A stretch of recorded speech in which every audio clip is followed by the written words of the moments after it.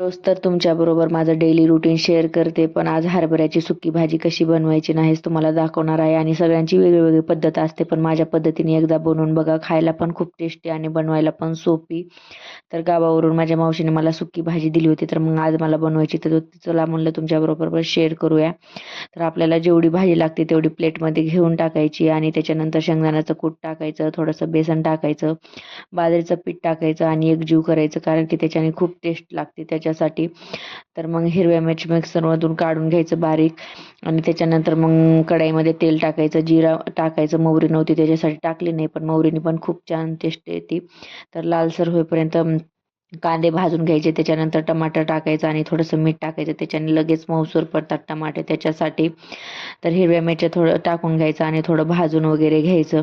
तसं भाजल्यानंतर मग छान टेस्ट लागते त्याच्यासाठी. तर मग थोडीशी हळद टाकायची आणि थोडीशी काळा मसाला टाकायचा आपल्या घरचं, म्हणजे त्याच्याने थोडंसं चव छान येते त्याच्यासाठी.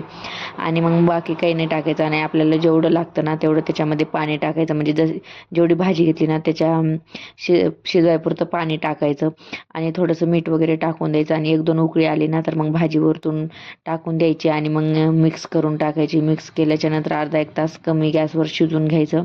तर खायला खूप टेस्टी लागते आणि खूप भारी लागते. तर नक्की एकदा बनवून बघा आणि मला कमेंट करून सांगा की कशी लागली. तर भेटूया अशाच नवीन व्हिडिओमध्ये. तोपर्यंत सगळ्यांना बाय बाय.